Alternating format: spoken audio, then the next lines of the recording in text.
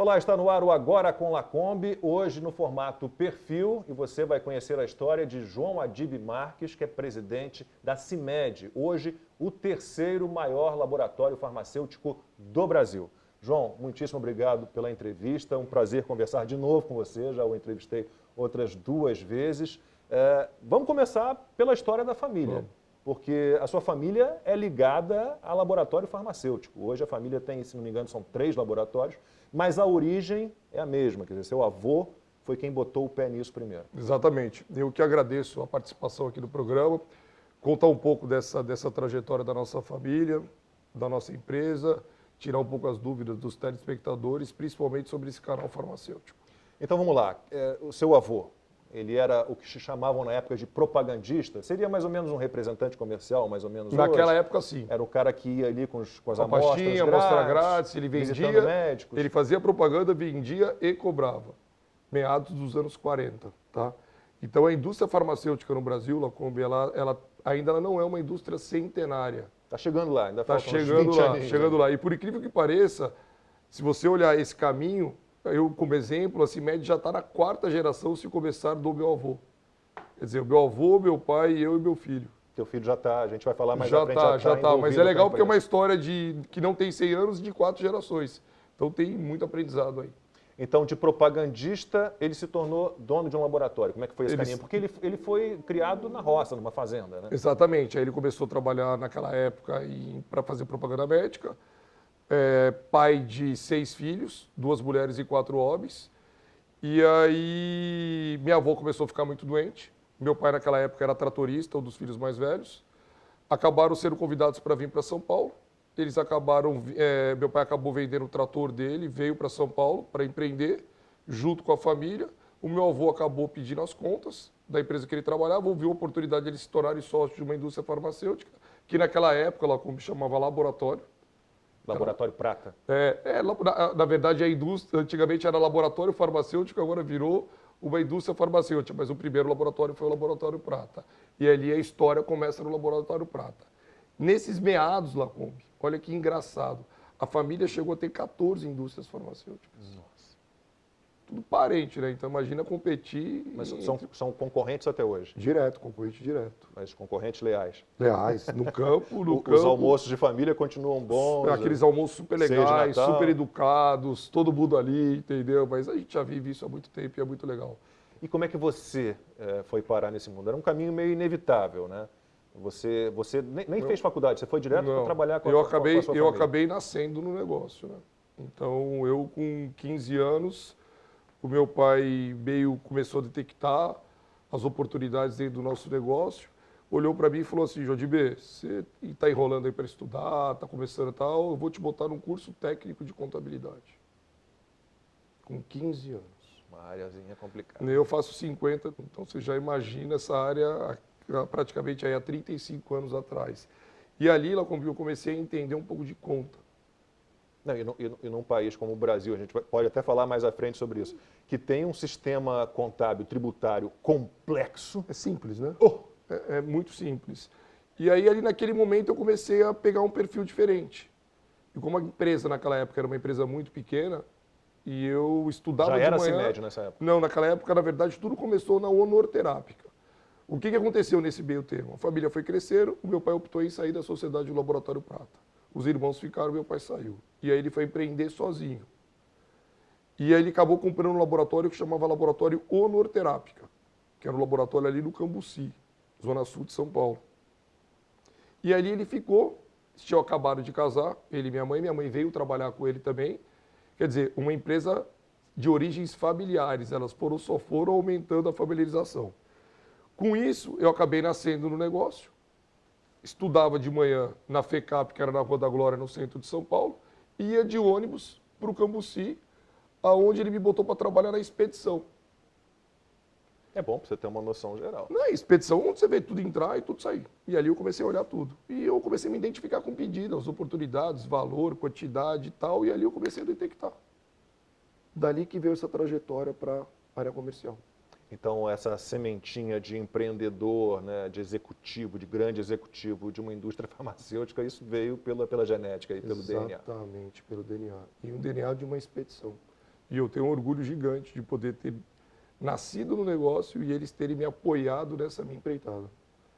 E ali começou o desenvolvimento. E hoje, meu avô já falecido, é muito legal na hora que você olha a história para trás e se você pegar as 3 maiores da família e somar, é o maior grupo farmacêutico do Brasil. E nenhuma chance de se juntarem no mesmo grupo. Não, é um sonho, isso né? nunca Quem foi sabe, falado? ainda não, mas quem sabe um dia, né? Fernando, Cleito, João, quem sabe não pode voltar. Sentar todo mundo, bater um papo. Custa nada, né? E você é mais ligado, então, à área comercial, mas, obviamente, você acabou se tornando o CEO, o presidente da empresa, mas a sua veia, digamos assim, é mais comercial. E é uma coisa muito legal que a gente fala muito na CIMED, que a CIMED é uma empresa de vendas. Por mais que ela seja uma indústria farmacêutica, ela tem um DNA de vendas, e eu acho que eu consegui implantar essa cultura aqui dentro. E quando foi feita essa transição, quando seu pai saiu do negócio e você se viu ali, bom, agora eu sou o cara que tem que tocar isso aqui. Acho que assim, muitas pessoas me perguntam qual que é o segredo para perpetuar uma empresa familiar. Porque é complicado, né? Nem sempre é fácil. É complicado, mas é educativo. Porque independente do tamanho que você tem ou qual é o teu tamanho na participação na sociedade, a gente tem uma lei entre nós que o não prevalece mais do que o sim. O não de um sócio, mesmo sendo minoritário... Ele tem poder de veto, digamos assim? Ele tem poder de veto. Isso é um dos segredos do sucesso da nossa família. E como é que é o conselho de vocês? Não, o conselho, a partir do momento que você é meu irmão e você é meu sócio, você fala que não, me convença no sim. É simples, mas ao mesmo tempo te bota não na emoção e sim na razão. E com isso a gente conseguiu se adaptar. E uma das coisas que eu falo muito, que é o segredo hoje de uma família que deu certo no negócio. Eu nunca chego em casa, Lacombe, reclamando do meu negócio. Eu nunca chego Ainda que haja motivos, né? Em qualquer como trabalho, todo qualquer negócio, área, como você todo tem negócio, tomou uma pressão, reclamações, você tomou uma pressão ali, frustrações. você tomou uma pressão ali, brigou com o funcionário, chegou tenso. Eu acho que eu lembro várias vezes quando meu pai trabalhava comigo, que a gente brigava, discutia, a gente entrava no elevador para ir embora, acabou. É engraçado isso, né? A gente virou a chave. Aí com isso, o que aconteceu? Eu consegui educar os meus filhos nesse sentimento de não reclamar da empresa, de não reclamar dos sócios, não reclamar da família. E hoje a gente tem uma unidade de negócio super legal. A gente conseguiu dividir o negócio. Negócio, família, família. Aí você perguntou para mim no início, pô, como é que é conviver numa família concorrente? Exatamente desse jeito. A gente se respeita, mas não fala mal da gente. Entendeu a jogada? Uhum. Nós somos todos concorrentes. Vamos se respeitar. Mas não fala um mal do outro porque não vai dar certo. E como é que você explica esse sucesso todo da CIMED? Porque a CIMED, ela era, se não me engano, me corrija se eu estiver errado, o 36º laboratório farmacêutico, isso é o quê? Há 10 anos. Né? E hoje é o 3º maior em vendas, em volume de vendas. Como é que se deu esse crescimento? Foi um crescimento muito rápido. A história da CIMED, só para você ter uma noção, faz 45 anos, tá? Então, todo mundo acha que a CIMED é uma empresa nova. Não, ela não é uma empresa nova. Ela tem 45 anos no nosso Brasil. Mas tá? sair de 36º para 3º em 10 anos? No nosso propósito. Um dos segredos do nosso negócio foi o nosso propósito. E o nosso propósito chama-se acessibilidade. Esse é o pulo do gato. A gente mora num país onde o acesso a medicamento hoje é muito difícil. E desde quando eu comecei no meu negócio, eu entendi que o jogo do Brasil é um jogo de um Brasil profundo. E não é o jogo do Brasil do centro. É mergulhar e ver realmente que a população ela tem dificuldade de acesso gigante. E dentro desse propósito, a CIMED montou um modelo de negócio onde a gente tem a cadeia de verticalização. E por ter a cadeia de verticalização própria, eu tenho custos diferentes dos meus concorrentes, porque eu não tenho intermediário no meu negócio. E eu sou o único modelo no Brasil a ter isso. Então, você perguntar... Você domina toda a cadeia, é isso? Desde a fábrica, desde o Instituto de Pesquisa e Desenvolvimento, desde a fábrica de embalagem, desde a indústria farmacêutica, desde a logística para as nossas distribuidoras, até o crédito na ponta do varejo final, que é o varejo independente. Todo esse ciclo é um ciclo nosso. Aí se você pergunta, João, mas você é industrial ou distribuidor? Depende do momento. E hoje a gente conseguiu realmente, depois dessa estrutura montada, a gente conseguiu ter o porte hoje que a gente consegue avançar porque a gente não depende de terceiros para chegar na ponta. Mas ainda depende de importação de insumos, Sim. Mas O Brasil, quanto a isso, não tem jeito. O Brasil ele não é autossuficiente em nada em termos de matéria-prima de indústria farmacêutica. Praticamente a indústria toda importa o produto, os insumos, né? E a gente ficou muito assustado, né, com essa Covid, com o coronavírus, porque descobrimos que nós dependemos muito em relação a insumos e, por exemplo, chamados EPI, equipamentos de proteção individual. Então a gente descobriu que há uma dependência, há uma tendência então que a indústria farmacêutica brasileira ela se torne de alguma forma não autossuficiente, mas que ela aumente a sua capacidade de produzir insumos. É possível isso? Não, eu acho que não. Eu acho que não ainda. É muito difícil. Ainda domina, China? Principalmente com economias gigantes e com populações gigantescas. Países acima de 1 bilhão de habitantes contra um país de 200 milhões de habitantes. Então eu acho que China e Índia eles têm capacidade total ainda de abastecer tudo o que precisar em relação ao mundo. Em relação a genéricos, porque eu acho que a CIMED ela ficou com essa imagem muito ligada a medicamentos genéricos, né?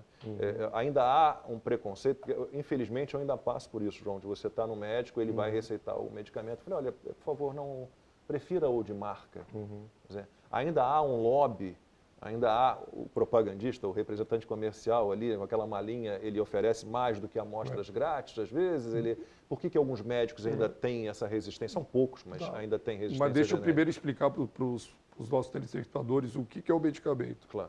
No Brasil, hoje, você tem duas categorias de medicamento. O patenteado e o não patenteado. O que é o patenteado? É aquele cara que descobriu a molécula e durante 10 anos, porque o Brasil tem a lei de patente, só ele tem o produto.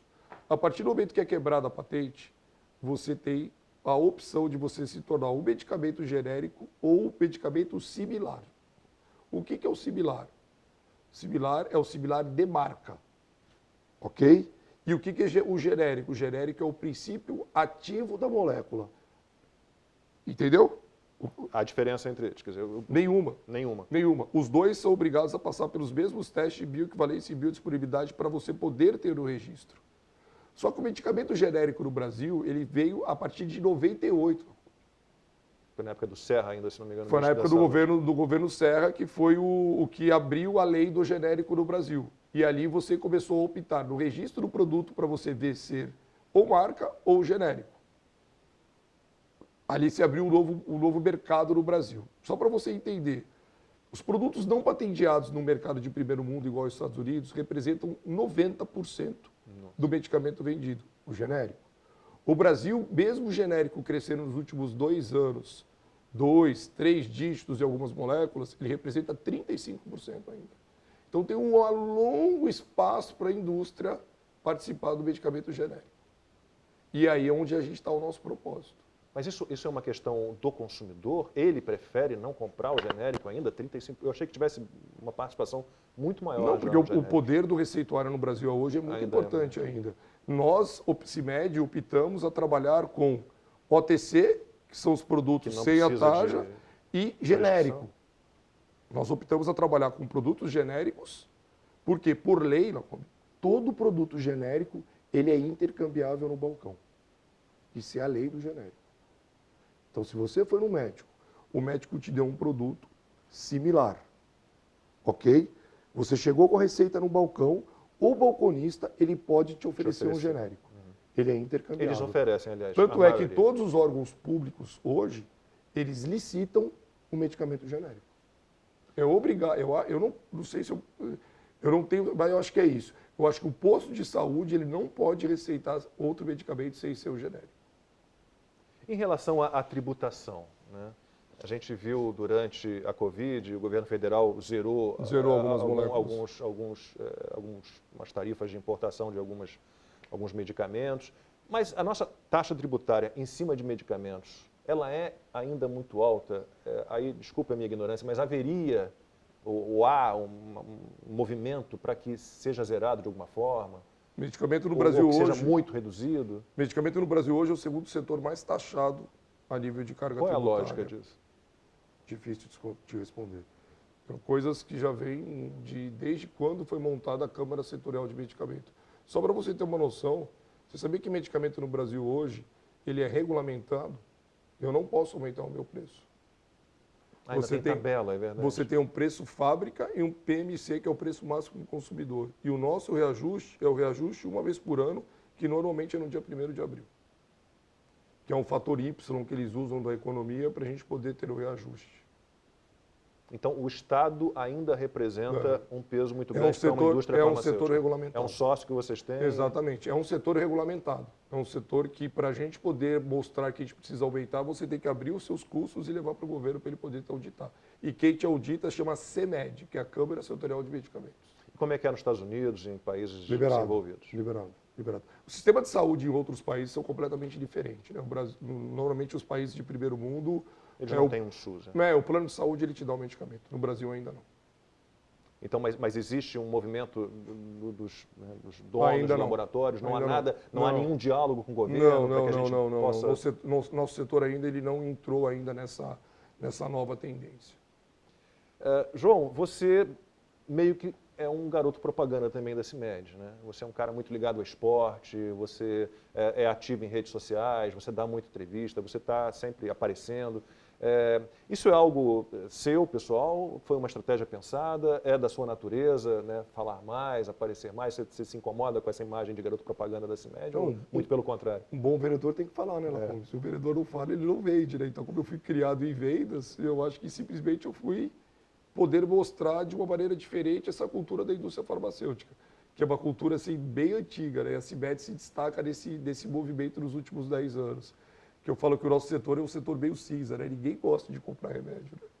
Você compra remédio porque você precisa. Não tem muito jeito, né? Exatamente. Então, o que a gente tem que fazer? A gente tem que transformar a alegria nesse setor. Eu acho que a CIMED, ela conseguiu, via minha pessoa e via tudo esse DNA que a gente conseguiu incorporar aos nossos mais de 5 mil funcionários, essa cultura de ser uma empresa diferente. Mas nós somos uma empresa de venda. Em termos de estratégias de venda, eu também não quero ser muito técnico aqui, eu mesmo não entendo nada de venda. Se me colocar para vender alguma coisa, eu vou acabar entregando para a pessoa de graça, não vou vender, não sou um bom vendedor. Mas em termos de estratégias de venda, né, estratégias de negócio, qual é a diferença da CIMED em relação ao que a gente vê por aí? Então, primeiro, aquilo que eu contei para vocês. Por a gente ter esse modelo de verticalização... Toda a cadeia ali. Exatamente. Eu consigo chegar muito rápido no ponto de venda. E os preços são melhores? Porque eu não tenho intermediário. Eu consegui quebrar o intermediário e, com isso, eu consigo dar acesso, rentabilidade e acessibilidade. Eu acho que essa é a nossa grande pegada dentro do nosso canal. Você pergunta para mim, qual é o segredo do seu sucesso do teu negócio? É aquilo que a gente montou desde 1988, quando eu montei a nossa primeira distribuidora em Goiás, que é onde eu vi que o Brasil sofria de logística. As indústrias do Sudeste, esse Brasil gigante, eu com uma indústria em São Paulo, trabalhando em Goiás, a mercadoria demorando uma semana para chegar em Goiás e depois uma semana para chegar na farmácia. Eu falei, ali está o negócio. E foi ali que eu comecei a fazer esse modelo. Eu gravei outro dia com o Luciano Hang, já tem um tempinho, e fico impressionado porque ele tem um centro de distribuição, que é um planeta, é um mundo, mas é um centro. Tudo sai de Brusque, ali da região de Brusque, vai para o Acre e sai de caminhão. Como é que é na CIMED? É um modelo de que maneira é o modelo? Fica até o meu convite, que eu acho que vai ser muito legal depois desse caso, a gente tem a oportunidade de você conhecer a nossa planta. Será um prazer. Para você poder entender. Hoje no Brasil são vendidos 4,2 bilhões de caixas de medicamento por ano. A CIMED hoje, ela representa 10% de todo o medicamento vendido no Brasil. São 450 milhões de caixas de medicamento. Então você imagina uma planta industrial com 26 centros de distribuição, disparando toda essa mercadoria para esse Brasil inteiro. E o processo da nossa cadeia é um processo muito moroso, porque aonde inicia o processo no planejamento, na hora que você olha o que você vai vender. Como todo ativo vem de fora, Lacombe, o nosso ciclo passa a ser um ciclo de 180 a 240 dias. É uma loucura. Então, hoje, eu já estou discutindo o inverno do ano que vem. E já alguém vai começar a me falar do verão de 22, porque você tem essa sazonalidade no Brasil. Então você tem um planejamento feito com muita antecipação. Assim. Esse foi um dos pulos do gato do Covid. João, e como é que vocês reagiram à chegada do novo coronavírus? Como é que vocês se anteciparam a isso? Porque, bom, Eu fui saber da Covid, ali comecei a trabalhar, né, como jornalista com isso em janeiro de 2020. Vocês... Janeiro, quase fevereiro, né? Que foi ali no comecinho do Fim carnaval. de janeiro, eu me lembro que eu tirei férias, foi o primeiro programa em janeiro, fim de janeiro, a gente já recebemos o Davi Wip no nosso estúdio, já falando sobre A Covid, Itália naquele boom. já na loucura. A Itália era loucura. Enfim, o que aconteceu? A cidade onde começou o foco do Covid, que se chamava Wuhan, nós tínhamos 2 fornecedores de alguns princípios ativos dos nossos produtos. E ali a gente começou a ouvir a palavra lockdown, vai fechar, vai fechar, vai fechar, eu nem sabia o que era isso. O que a gente fez? Quando a gente soube da notícia, como a gente trabalha com programação antecipada, a gente começou a dar embarque nas matérias-primas, porque o nosso principal produto tinha um ativo que fazia parte daquela cidade. E ali a gente começou a entender essa dificuldade do acesso. Eu antecipei e comecei a sair na frente. Quando realmente a gente foi entender o Covid, porque na China você não conseguia pegar nada. Que doença é essa? Até É uma doença. Não, é uma doença guardam a respiratória, informação. é o vírus. O que é isso? O negócio chegou na Itália. Quando chegou na Itália, o italiano deu aquele boom, a gente começou a ver que era um produto que era algum vírus que podia entrar pelas vias respiratórias. E a gente sabia que no Brasil as vias respiratórias elas se vendem no primeiro semestre, que é quando tem o inverno, rinite, tosse, garganta. É uma tendência a isso. Como nós somos líderes em alguns produtos dessa categoria, o que a gente fez? A gente acelerou, porque ia chegar no Brasil uma hora ou outra, a gente poder tal. Só que aí de uma hora para outra veio o lockdown. E quando veio o lockdown, o que aconteceu? Ninguém mais ficou doente, porque não teve mais o contato. Então tudo aquilo que a gente produziu, que a gente antecipou, não vendia. Então, de cara, para vocês foi prejuízo. Você imagina, o produto vende 40 milhões de caixas por ano. Ninguém mais ficou gripado. Ninguém mais teve... Agora voltou. Não, mas aí nós estamos falando de 2 anos. Sim, mas Aí nós estamos falando... Não, mas porque todo mundo olha e fala assim, pô, mas o setor farmacêutico, não, calma, o jogo foi outro. O jogo foi outro. Naquele momento, a gente começou a se falar muito sobre distanciamento, máscara, álcool em gel, imunidade. Até então, ninguém nem falava de imunidade. A cultura do brasileiro... o brasileiro é do medicamento curativo, ele não é do medicamento preventivo. É uma profilaxia no Brasil. E vitamina é prevenção. Você concorda comigo? Você não precisa tomar vitamina depois que você está doente. Você tem que tomar vitamina para você não ficar doente. E nós já éramos líderes de vitamina. As nossas principais marcas já são líderes de vitamina. Então a gente já entendia. Foi a virada no jogo. Quer dizer, a gente começou a perder venda nessa categoria, mas começamos a crescer venda muito nessa categoria. Por quê? Só 6% da população no Brasil consome vitamina. Nossa, o potencial de crescimento. Sabe quanto é nos Estados Unidos? 60%. O Brasil é curativo, não preventivo. Qual é o nosso grande trabalho agora daqui para frente? É não deixar as pessoas perderem esse costume. Vitamina é hábito de vida. A vitamina ela tem que estar na cesta do teu café da manhã, tem que estar do lado do teu almoço. Não tem que estar na cestinha de remédio. Ela não é um remédio. Ah, cadê a vitamina? Ah, pega lá, abre a gaveta. Ferrou. Entendeu essa mudança de mindset? E aí cabe à indústria agora começar a propagar isso. Porque você imagina, no país de 220 milhões de habitantes, se dobrar, não tem produto para entregar. Ô João, em relação à politização da Covid, politizaram absolutamente tudo. Né? Tratamentos, medicamentos, vacinas, lockdown, tudo foi politizado. Sei que você não é médico, não é infectologista, não quero uma opinião de um médico, mas te assustou? Muito. Muito. Até porque eu vivo nessa indústria, né? E a gente sabia que naquele momento você ter um produto específico para aquilo era um longo trabalho. O Brasil ele não lembra muito sobre a gripe suína, né? Você lembra? Não. Você lembra do H1? Na verdade, o H1N1... E eu morava em Santa Catarina na época, eu estava no sul, que foi o maior foco ali. Né? Então, também. E naquela época, tipo assim, foi um perigo gigante. E quanto tempo a indústria levou para desenvolver o produto pro H1N1? Usaram o Tamiflu, né? Na verdade, é um produto que acabou quebrando a patente, agora acho que tem 2 anos ou o ano todo. E acho que qual que é o grande pulo do gato da indústria farmacêutica? Não é a vacina, é tentar arrumar um medicamento para poder ter a cura do Covid, curativo.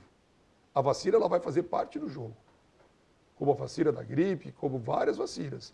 Mas acho que o segredo e o grande caminho agora que as indústrias estão correndo é quem vai desenvolver rápido um produto curativo do Covid. Vocês estão trabalhando nisso? Lançamos o projeto agora, que acho que foi um projeto onde a gente entrou como patrocinador. Que é o do espaço? É, o Projeto X, Esse que é poder acelerar, super poder acelerar o desenvolvimento de produtos farmacêuticos do espaço. Como é que então? Explica Né, esse mais papo, lindo que eu, esse papo é meio complicado, tá? Tá, vamos tentar simplificar, vamos lá. O que é exatamente isso? Vocês vão mandar o novo coronavírus para o espaço? A pesquisa ela já faz parte do nosso É na Estação negócio. Espacial Internacional, né? Eu tenho o Instituto Cláudia Marques, em homenagem à minha mãe, que nós inauguramos em 98. Então, a pesquisa já faz parte do Código da Indústria Farmacêutica. Vocês têm lá o desenvolvimento de tecnologia? Bioequivalência, biodisponibilidade, somos autossuficientes dentro dessa categoria e somos a única indústria farmacêutica no Brasil a ter isso, tá? Onde todo final de semana, eu interno 60 pacientes para fazer teste de bioequivalência e biodisponibilidade. Então, já faz parte do nosso negócio. Quando veio a proposta para a gente de ser patrocinador dessa corrida, num primeiro momento foi até meio disruptivo, porque a gente não entendia. E esse projeto levou praticamente aí 9 meses. Como é que surgiu para vocês isso? Quem que fez o contato? Eles procuraram, tem uma empresa que ela é uma transportadora de mercadorias para o espaço. É engraçado. Eu não vou mandar nada, nem muito menos Não, mas olha, e aí eles vieram e na hora que mostraram o tamanho do projeto, eu falei, tem tudo a ver com a gente. Porque é onde definitivamente a nossa empresa ela sai um pouco da notoriedade para a autoridade. Porque quando você fala de ciência, você vai para a autoridade. Eu acho que essa é a grande transformação do CIMED X agora. É botar a CIMED num outro patamar em relação aos nossos concorrentes. E o espaço, o que ele vai fazer? Ele vai acelerar o desenvolvimento, porque na gravidade zero você não tem um achatamento. E com isso você consegue acelerar. Eu sei que você está olhando com essa cara não, porque eu estou pensando o seguinte, vocês querem... A ideia Vocês não se assustem também, tá? A ideia é pesquisar um medicamento. É isso. A partir de modificações, de testes... Dos cristais que você cristaliza lá em cima, que você traz para baixo depois. E aí começa o desenvolvimento. E em relação a vacinas, o seu tio da União Química, ele tem um setor lá de vacinas, está tentando trazer para o Brasil a Sputnik V da Rússia. A CIMED não tem interesse em ser uma fabricante de imunizantes, de vacinas. Não. Acho que a gente tem os nossos objetivos e a gente vai ficar batendo muito forte dentro desses nossos objetivos. E o nosso grande objetivo daqui para frente, Lacombe, é a palavra longevidade. Então vamos lá, pensando nisso, dos campeões de vendas da CIMED, o que vocês têm voltado para essa área? Sei que tem parte de dermatologia também, o que vocês têm assim, de campeões de venda da CIMED? A CIMED ela é dividida em 2 linhas, tá? Medicamento e consumo. O que é medicamento? Genérico, OTC, acessibilidade. OTC é o que não precisa de prescrição. Que é o que está para fora do balcão. Antigripais, xarope para tosse, pastilha para garganta, os paliativos. Quando você vai para consumo é tendência. Como já somos líderes em vitamina e a palavra imunidade veio bater muito forte, acho que o grande segredo nosso agora é a palavra longevidade. É você envelhecer com qualidade de vida. Esse é o nosso propósito agora. E aonde está o nosso, dentro do Projeto X, aonde está o nosso grande estudo? É fazer o estudo das leveduras de vitamina no espaço para poder desenvolver algum produto antioxidante que te dê longevidade. Essa é a proposta. Você está nessa? Como paciente, como... Eu vou fazer 50 anos, eu quero ter 100 anos. Eu estou com 55, agora começou a falhar, mas... Não. Falaram o seguinte, Lacombe, que depois que você entra nos 50, está todo mundo igual. 50, 60, 70, 80, está todo mundo no mesmo show. Eu não passei bem... Você não fala que você vai ter mais 60, você não fala. Não passei bem por essa Covid, não. O negócio foi difícil, viu? Minha saúde deu uma diminuída. Mas eu percebo que, nossa, temos 5 anos de diferença, né? Um pouquinho mais, quase 6 anos de diferença, mas a nossa geração, ela provavelmente vai viver bem mais do que nossos pais. Eu tenho uma filha pequena agora de 2 anos, fala que ela já é um bebê de mais de 100 anos, né? Mas eu acho que quanto mais rápido a gente conseguir fazer a prevenção, mais longevidade você vai ter. Acho que esse é o pulo do gato. E as informações, os exames, os testes hoje, é muito fácil para você ser detectado uma doença antecipada. E aí você começa a tratar. Pô, diagnostica que eu tenho uma tireoide agora. Se você começar a tomar medicamento, você não vai ter problema para frente. O grande problema do Brasil é que mais de 60% dos pacientes crônicos diagnosticado a primeira vez, depois de 3 meses eles param o tratamento. Às vezes demoram muito também para procurar... Mas é um problema cultural, Lacombe, isso é muito ruim. Pô, eu tenho pressão alta, eu tenho dor de cabeça, de repente eu fui no médico, o médico mandou tomar um remédio de dor de pressão, eu comecei a tomar o remédio, parou minha dor de cabeça, eu paro o remédio de pressão. Aí daqui 3 meses, na hora que eu volto, aquele que era 10 miligramas já virou 20. E eu não sei se vocês têm pesquisas sobre isso, mas o comportamento do homem, de um modo geral, é pior ainda, né? Porque eu acho que a mulher se preocupa mais com a saúde, ela faz lá os exames todo ano, elas pensam mais, né, na profilaxia. O homem faz de tudo, não sei, pelo menos ao que me parece, faz de tudo para escapar de um médico, escapar de um remédio. Estou errado? Não. Tanto é que, graças às mulheres, elas que levam a saúde para a gente para dentro de casa, né? Elas que são as nossas incentivadoras. Vai no médico, eu vou comprar um remédio para você. 70% dos consumidores de farmácia são mulheres, que ela compra para o homem. Então é um conjunto aí que anda junto. Mas você tem razão, as mulheres elas se preservam muito mais que a gente. Ô João, e em relação à saúde, à manutenção de vigor físico, mental, né, de uma juventude aparente, tem o esporte. Tem. Você é uma pessoa muito, muito ligada ao esporte e levou a CIMED para esse mundo, né? Eu queria então entender como é que foi a chegada da CIMED ao esporte, em que setor vocês estão, em que área vocês estão. Você também hoje. gosta de esporte, né? Eu adoro esporte. Eu Então, sou a gente é atleta desde suspeito. muito, muito A pequeno. gente é suspeito. Acho que o esporte, ele é E movido 14 anos de jornalismo esportivo. Então, Imagina, né? O esporte ele é movido a vitórias, né? E a vitória ela faz parte do DNA de um vencedor. Ninguém gosta de competir ou ganhar. E eu adoro esporte coletivo. E a hora que você vê que o esporte coletivo ele é quase uma engrenagem de uma empresa, né? Então vamos fazer uma referência no vôlei que temos um monte de amigos. Sim, eu joguei, eu sou cunhado do campeão olímpico, o Carlão, minha irmã mais velha, jogou. Aí vamos Você lá. teve o seu Você time era o de que quando vôlei. você jogava? Eu era ponta. Você era ponta, você era o ponteiro, você era o cara que derrubava a bola. Não era oposto, tá? O oposto era melhor que eu. Mas tudo bem. Mas vamos lá. E o líbero? Ele é uma Na peça minha época nem fundamental? tinha, mas hoje em dia é. Ele é uma peça fundamental, porque se ele não passar a bola boa para o levantador, o que vai acontecer com você? Já era, a bola não vai chegar boa para mim. E a hora que você começa a entender essa engrenagem e ver o papel de cada um dentro de uma estrutura, E o treinamento, como foco, junto com a estratégia, é muito legal. E eu tento pegar esse DNA do esporte e levar para dentro da minha empresa. Porque quando a gente entra no jogo aqui, a gente entra para ganhar, a gente não entra para perder. E o que eu falo para todo mundo é que é todo dia isso. é todo dia. É igual o esportista.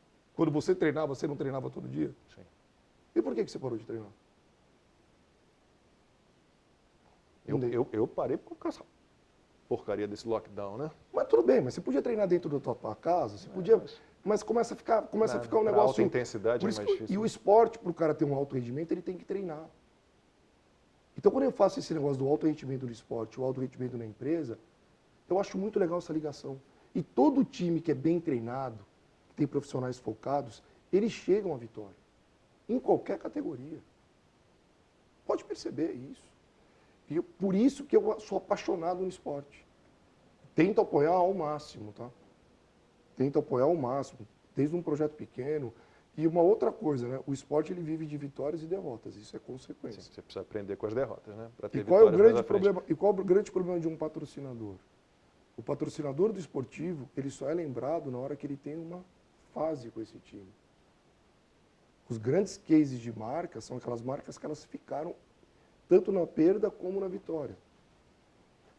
Elas não vivem só da vitória, aí onde ela se guarda. Então, todo projeto esportivo que a gente entra a longo prazo, nada a curto prazo.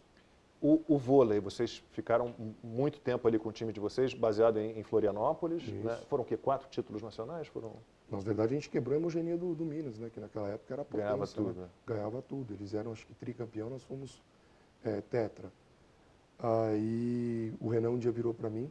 Renan Dalzotto, que hoje é técnico da seleção brasileira. Ele falou, João, você tem que entender que o esporte a gente também vive de derrota. Para o empresário isso é mais complicado. Isso é muito complicado. E eu nunca tive fins lucrativos no voleibol. O voleibol nada Mas o mais retorno era para a marca foi muito grande. como patrocínio. Mas é diferente você ser patrocinador e você gestor de projeto.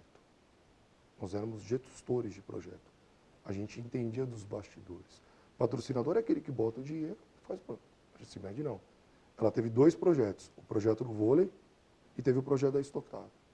E os 2 A projetos... Stock Car vocês tinham uma equipe, né? Tínhamos uma equipe também com gestão própria nossa. Papéis e responsabilidades. Não era um mero patrocinador. Não era. E também bicampeão. Tem segredo? Não tem segredo. É gestão, é uma empresa. Papéis e responsabilidades. Então isso é muito legal. Eu tenho saudade do vôlei, tanto é que a molecada... A qualquer hora você volta. Molecada agora já estão tudo mais velho, né? Bruninho, você pega os caras agora que foram as pessoas que começaram com a gente lá no CIMED e olha onde eles chegaram, campeões olímpicos, né?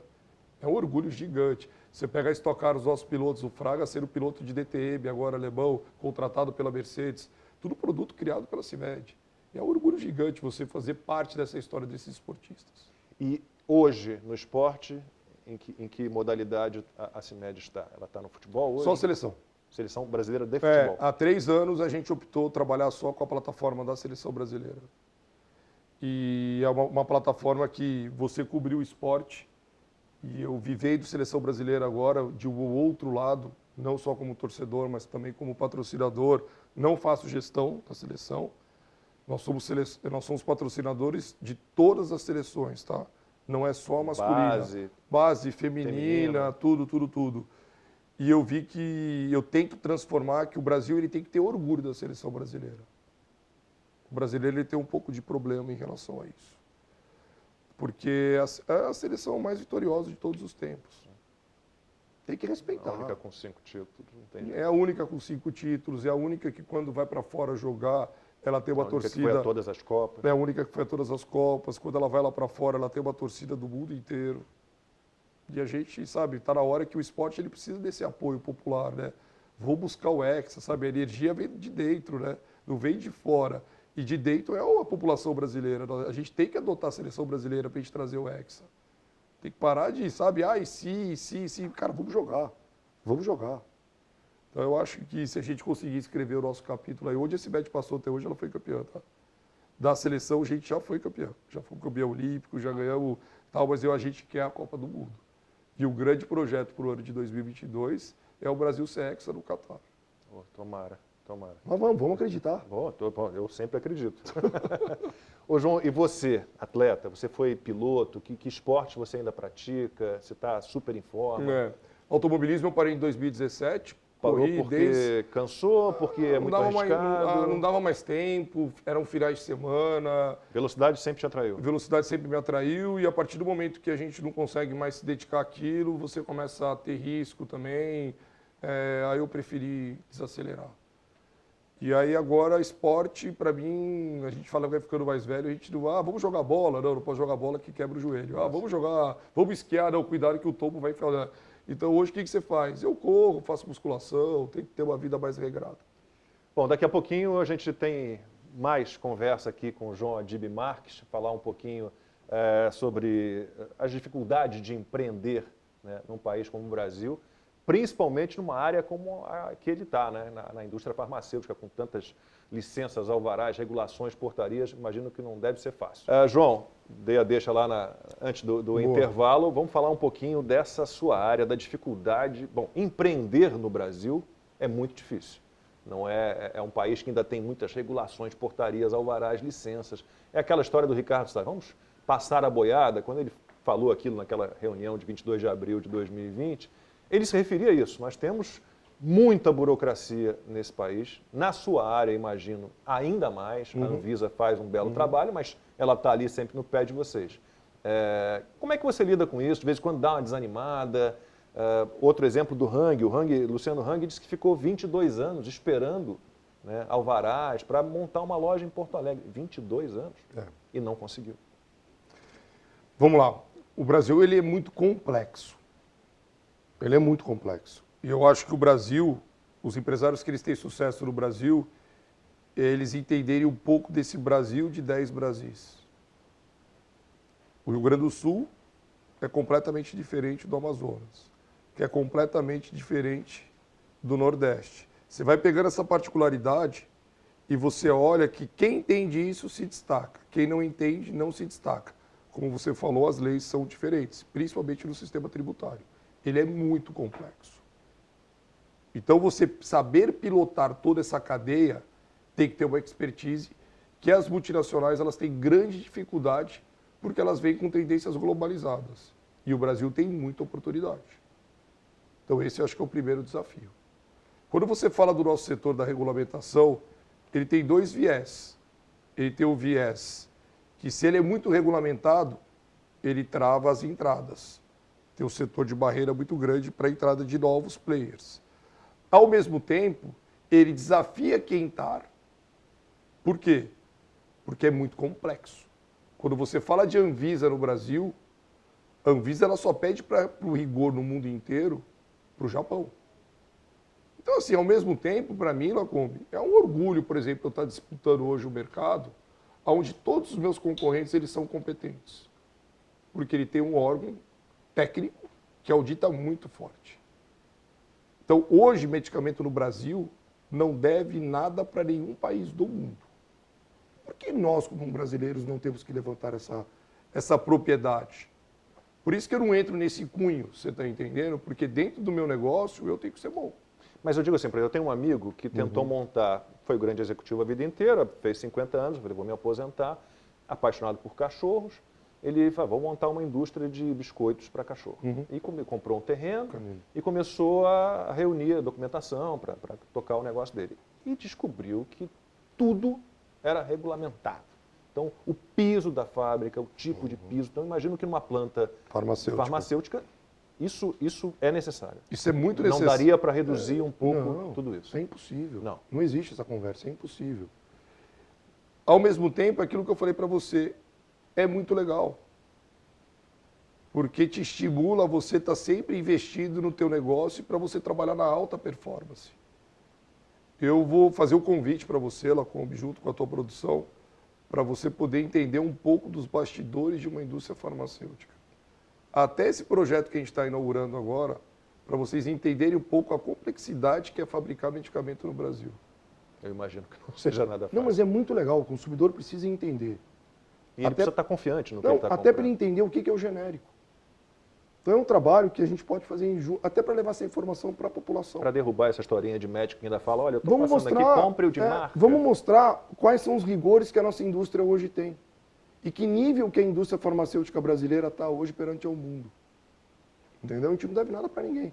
Então, dentro do nosso setor, a regulamentação faz parte do jogo. Desde o piso, desde a certificação do ar, da água. Para você e para os seus concorrentes, então. Não, é do nosso DNA, você está entendendo? É tudo isso. Então, eu acho que é o desafio, mas é para poucos, né? Tem que lutar. Vamos lá, eu vou entrar um pouquinho em política. Né? Você não precisa se comprometer, né? Como grande empresário, talvez seja melhor que não. Mas você tem medo de que, de alguma forma, a gente volte a ter um governo mais ligado a esse Estado inchado, pesado, um Estado social e menos ao capital privado, ao investimento privado? Você teme de alguma forma isso? Acha que seria um passo atrás muito grande? Então, vamos fazer um pouco de uma reflexão num cara que vai fazer 50 anos. Igual você. Desde quando você nasceu, você já nasceu com essa dúvida. Não, eu quanto a isso eu não tenho dúvida. Eu sou um liberal. Não, mas tudo bem, mas você já nasceu com esse Brasil flutuando. Não, e com o Estado pesado. Não. De todos os jeitos, de todos os níveis de Estado. Aí você perguntar qual que é o futuro. Eu nem sei, para te falar a verdade. Porque a gente sempre viveu nesse negócio, vai para cá, vai para lá, vai para cá, vai para lá, vai para cá, vai para lá. Só que eu, graças a Deus, eu consegui ter sucesso, porque eu nunca me misturei. Eu trabalho pro Brasil. Eu não trabalho para a política do Brasil. Entendeu? Não sei se você perguntar para mim, e mais para frente? Não sei. Mas hoje, desde quando eu nasci, eu sou focado em tentar resolver as oportunidades. E eu acho que o empresariado lá no Brasil, ele tem que meio levantar essa bandeira. Igual o Luciano, igual o Fernando, vários empresários que são empresários dos últimos 10, 15 anos, que conseguiram crescer e tentam fazer o Brasil mudar. Só que hoje são vários fatores que fazem a gente ter esse Brasil complicado. Não sei se eu te respondi, mas ao mesmo tempo eu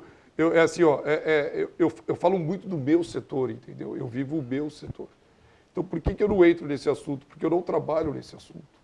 Mas você concorda que, infelizmente, a gente ainda tem uma certa demonização do empresário ou do lucro. Ainda tem aquele pensamento, Churchill falava, né, que muita gente vê o empresário como a raposa a ser caçada, a vaca a ser ordenhada, e poucas pessoas veem o empresário como ele verdadeiramente é, que é o cavalo que puxa a carroça.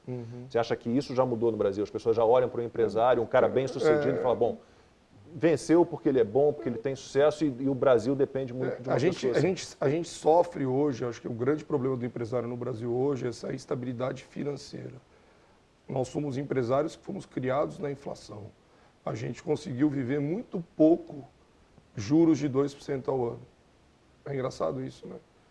Como é que a gente inicia um país com 2% e termina um país com 11%? Mas eu também fui criado nisso. A gente aproveita muito pouco. O brasileiro, Eu brinco e falo que o brasileiro ele não consegue comemorar, né? Ele comemora muito pouco, né? Em todos os sentidos, né? E esse momento que a economia estava vivendo era bom para todo mundo, porque fortalece as pessoas a empreenderem. O país, para ele ir para frente, ele tem que ter juros baixos. Para quê? Para fortalecer a economia, para a gente empreender, movimentar a máquina. E quanto mais empreender, mais emprego e mais o país vai saindo disso. Então, acho que são jogos diferentes. Mas você é otimista com o Brasil? Assim, Muito. Seja quem for o eleito no fim do ano... Eu sou um fanático pelo Brasil e eu levo a bandeira do Brasil em todos os lugares que eu vou. Eu amo o Brasil, eu acho que o Brasil ele tem muita oportunidade e cabe a nós, empresários, tentar levantar essa bandeira. Vamos lá, tentar resumir aqui. Você falou de tanta coisa e a resposta para essa pergunta está nessa entrevista toda. Mas se você tivesse que destacar alguns pontos, assim, pergunta meio clichê, mas o segredo do seu sucesso, assim, o que foi imprescindível para que você chegasse à posição que você está hoje, a sua empresa está hoje? simples e rápido. Ser líder todo dia. Líder é aquele que faz todo dia. Fazendo mais uma vez uma analogia com o esporte, o empresário ele tem que gostar da competição. Seria isso? Só vitória. Não da competição, mas da vitória. Então é mais específico. Não, acho que todo jogo é para ser jogado, mas se você tiver uma organização, um time, uma competência, a vitória faz parte disso aí tudo. Então esse slogan que a gente usa, que é ser líder todo dia, é muito forte. É muito forte. É construir todo dia. Todo dia tem uma batalha. Todo dia tem uma batalha. Ô João, e vamos lá. Um cara como você, perto de completar 50 anos, com uma empresa muito grande, né, ocupando, né, o topo aí da sua área. Que sonhos, que desafios ainda alimentam você? Acho que um sonho que todo pai, como empresário, tem é de sucessão. Acho que isso é muito legal quando a gente tem os filhos do lado, não sendo herdeiros e sendo sucessores. Eu estou começando a me realizar nisso. Eu fico muito feliz de ver meus filhos, os meus sobrinhos estando trabalhando com a gente nessa pegada do empreendedorismo, de mostrando um Brasil diferente. E eu tenho um sonho desde quando eu comecei, que eu não quero ser só a maior, como quero ser a melhor farmacêutica do Brasil. E tem um prazo para isso? Você está trabalhando com prazo, um planejamento para ser o primeiro quando? Todo dia. Mas você acha que essa meta será atingida? Todo dia. Eu penso nela todo dia. Você ainda não sabe exatamente quando acontecerá, mas acontecerá. Vamos lá, vamos construir. Esse é o caminho. E não eu, né? Eu falo muito que o meu não é o meu negócio, é o nosso negócio. A CIMED não é minha. A CIMED é de todos os meus 5.000 funcionários. Por isso que é uma CIMED diferente. Uma CIMED feliz. Entendeu? Uma CIMED onde ela pensa muito na remuneração, na meritocracia, de poder dar essa coisa que eu falo muito bonito, que é a acessibilidade ao medicamento num país pobre. É legal. Então, você tem uma preocupação social. Muito. Na verdade, grande, né? Os grandes empresários todos têm, né? Mas é uma responsabilidade do nosso negócio. É uma responsabilidade. Poder dar acesso a medicamento é muito legal. Porque talvez haja conflitos éticos, né? Um empresário, mas eu ganho dinheiro vendendo remédio, que é algo fundamental. Mas sim, mas eu preciso vender ou eu não sobrevivo. Então, eu não... Mas todo empresário tem que ganhar dinheiro. Se ele não ganhar dinheiro, ele não vive. Eu não abomino lucro, não. Eu sou a favor do lucro. Lógico. Se você tem 5.000 colaboradores, é porque você tem lucro. Não, eu quero ter 10 mil, eu quero ter 20 mil, eu quero ter 30 mil, eu não quero parar de ter colaborador.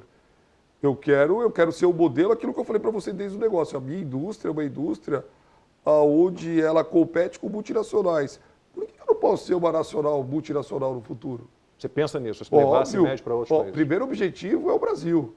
Mas a partir do momento que, com todas essas dificuldades, eu já me destaco, por que eu não posso ir para o primeiro mundo?